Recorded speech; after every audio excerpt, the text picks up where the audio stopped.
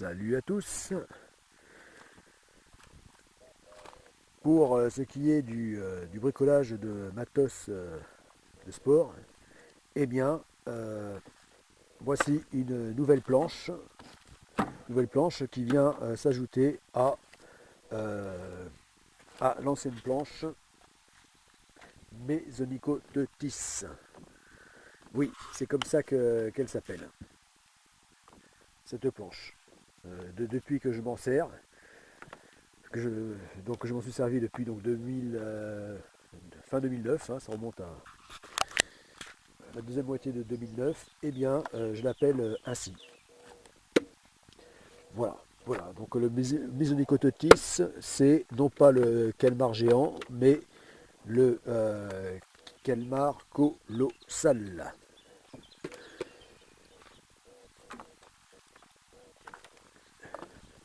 Voilà. Voilà, donc je l'appelle comme ça parce que sa couleur rouge et sa forme m'y fait penser.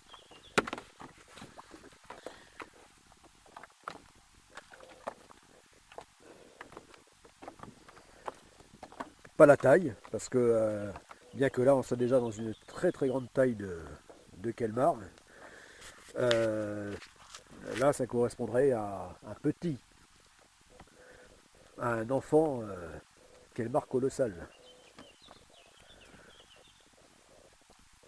à un nouveau-né presque. Voilà, mais je l'appelle quand même ainsi parce que son aspect flottant dans l'eau m'y fait penser. Voilà. Et donc à cette ancienne planche s'ajoute une nouvelle planche qui est encore plus ancienne, puisque c'était une planche à voile, une planche à voile, qui là ça remonte à fin des années 90, là donc autour de 97, enfin que j'avais acheté à Lorient, lorsque j'ai longtemps habité Lorient, donc dans le Morbihan en Bretagne.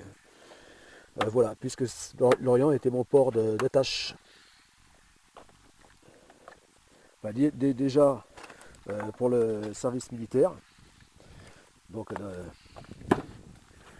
donc de la Marine nationale, et plus tard, eh bien, le hasard a fait que je m'y suis retrouvé lorsque je travaillais à la pêche au large.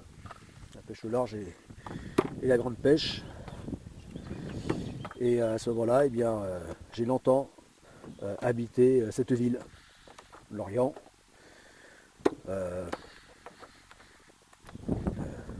voilà, où j'ai surtout travaillé sur les navires de pêche, les chalutiers de Boulogne-sur-Mer et Concarneau, essentiellement. Mais durant donc, cette longue période, j'ai j'avais mon appart, j'habitais Lorient.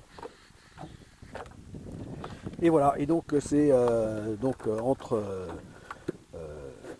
lors des jours de repos, entre les marées, ce qu'on appelle marée, donc c'est les campagnes de pêche. Voilà la navigation, le temps passé en mer pour pêcher, hein, des navires de pêche, qu'on appelle marée. Voilà. Et donc, eh bien, c'est tenté que je puisse avoir du temps, parce qu'il y avait très peu de temps très peu de congés finalement entre chaque marée. Eh bien, j'en profitais pour faire d'autres sports, enfin des sports nautiques. Voilà. C'est-à-dire que je cherchais à continuer à pouvoir faire de la plongée sous-marine, euh, de la nage avec palme, etc. Et puis de la voile, enfin de la planche à voile, justement. Voilà, de la planche à voile. Voilà.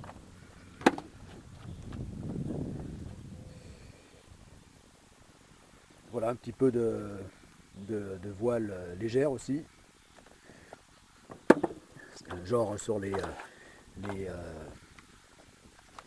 tout petits dériveurs, les catamarans, tout petits catamarans appelés obicat,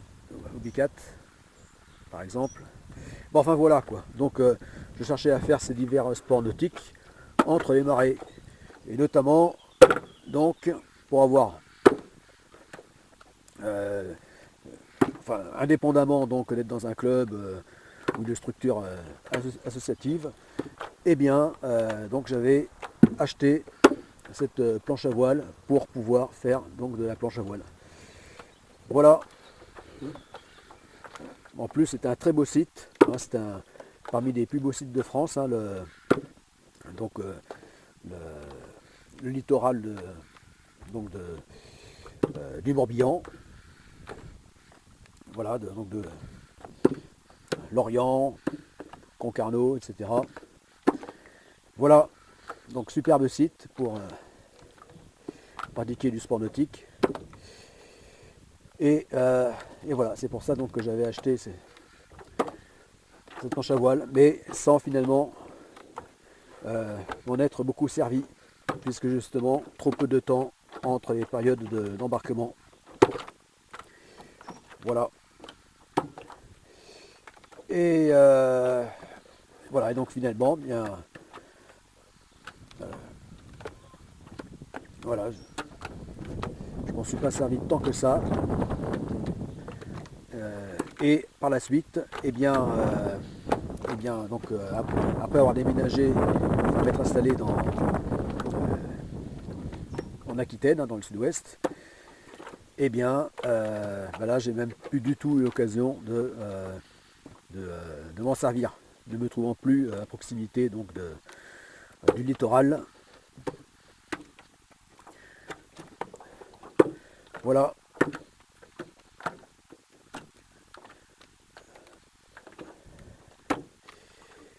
Et donc, quand j'avais découvert, donc c'était en 2009, l'activité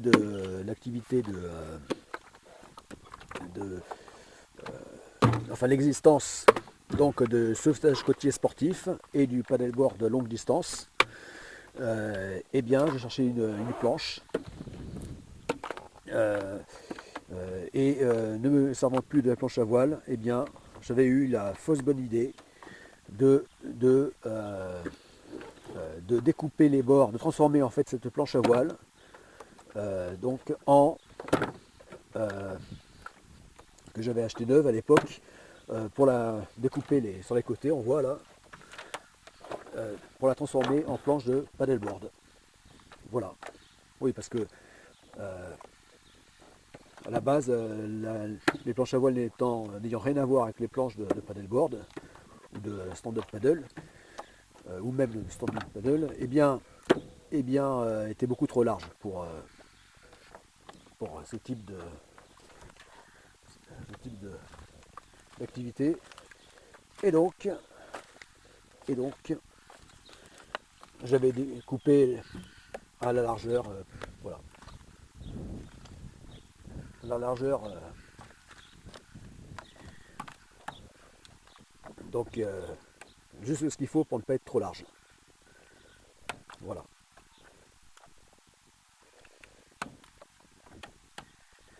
Alors de mémoire, je crois qu'elle faisait 68 cm de large, et donc là, je l'ai coupé à 53. Voilà, sachant que j'avais prévu donc de faire ça propre, hein, de faire ça bien, de mettre du contreplaqué, après tout ça stratifié. Voilà, j'avais prévu ça. Et seulement, en fait, j'en suis resté là parce que j'ai eu l'opportunité donc de me faire offrir cette vraie planche de paddleboard. Voilà. Spécifique, donc 15 pieds de long, hein, donc elle fait 3 mètres 16 de longueur, voilà, 15 pieds, Donc un casse-pied spécifique vraiment pour le sauvetage côtier. Voilà ce qu'utilisent les maîtres nageurs. Voilà. Et là la planche mesure 3,30 m. Voilà. La planche cette planche à voile. Elle mesurait, parce que maintenant on ne peut plus dire que c'est une planche à voile, vu ce que je lui ai fait. Voilà, alors là justement, me rendant compte que sur une planche de paddleboard, ce n'est pas du tout praticable non plus pour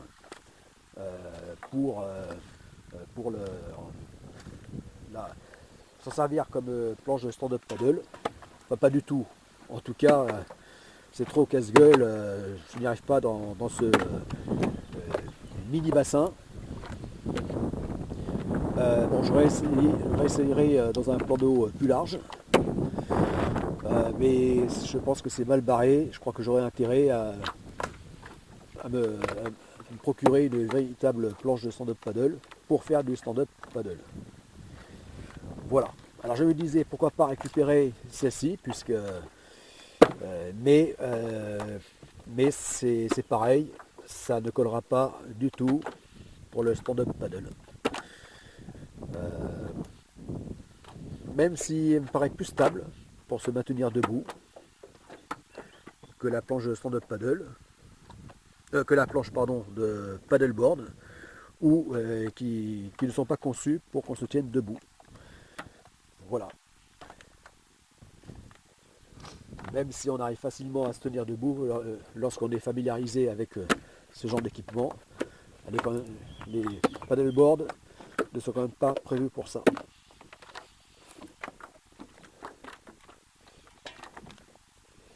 Voilà. C'est pour ça que bon, je pense que je vais quand même finir par pas tarder à me trouver une vraie planche de paddleboard.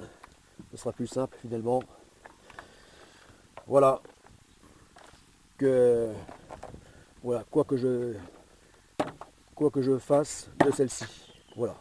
Que je la laisse définitivement en état, c'est-à-dire qu'elle ne servira plus, ou alors que, comme à l'époque, donc en 2010, 2009-2010, hein, donc ça fait près de 15 ans déjà,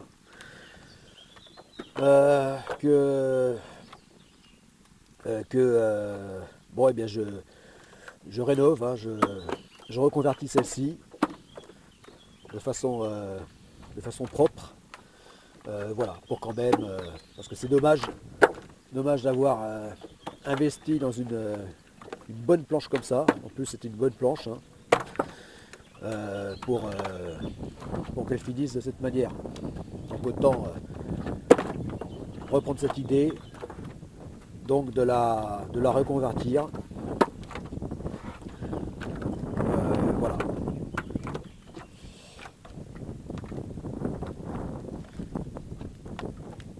Parce qu'en l'état, elle est là, je peux pas l'utiliser. Voilà. Là, le polystyrène dedans, voilà, se trouve brut, tout ça. En plus, comme j'ai coupé structurellement, elle doit être plus fragile. Et moins étanche aussi, évidemment. Voilà. Voilà. Alors là, on trouve une dérive.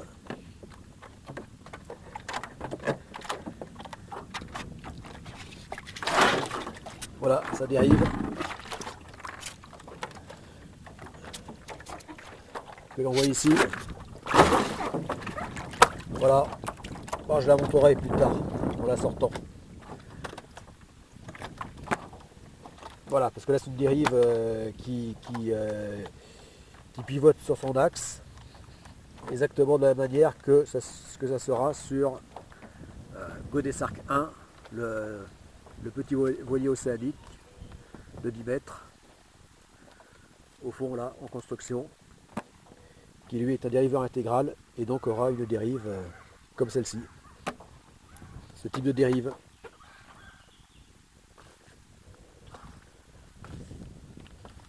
C'est-à-dire ce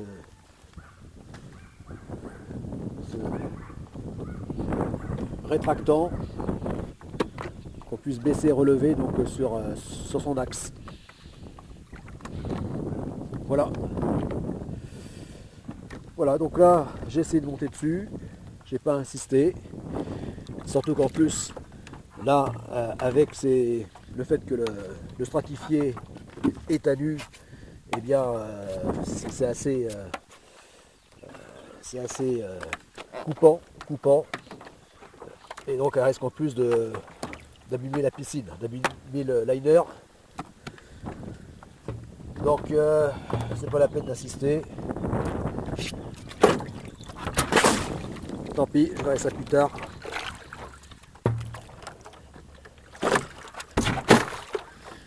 Voilà, bon, allez. Et puis, puisque je parle de matos aussi, eh bien,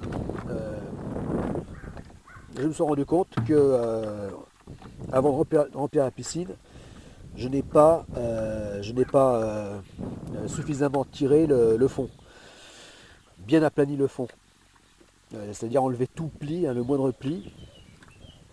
J'ai fait ça un peu approximativement, et en plus qu'à ce moment-là il y a eu du vent, un peu comme ce soir là, du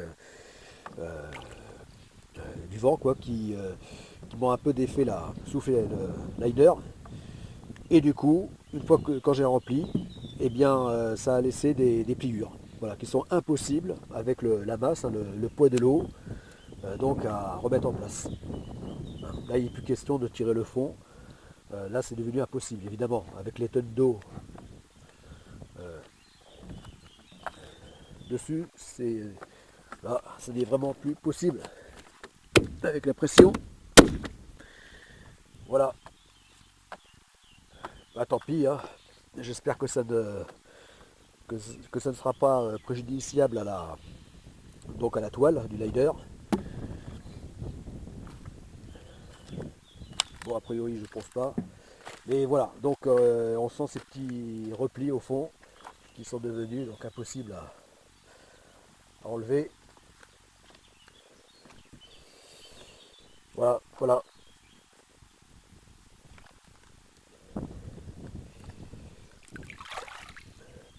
Donc ça, c'est important de bien... pourtant, je l'avais fait, hein, j'avais bien, comme c'est indiqué, hein, bien s'assurer que le fond de la piscine était bien tiré par les quatre coins du bassin, hein, qu'il n'y ait pas de froissage, hein, de plis. Et ça n'a pas suffi. Alors là on ne le voit pas trop, ces plis, mais avec le pied nu au fond on le sent bien. Voilà.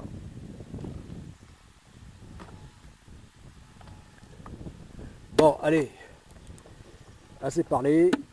Donc je vais enlever celle-ci et je vais laisser Besonicototis donc pour eh bien reprendre donc l'entraînement objectif 1200, non pas 1200, 1020 km en statique paddleboard. Voilà.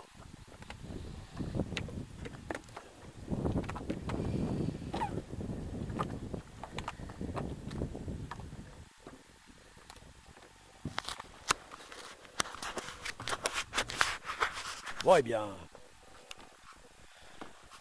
à plus.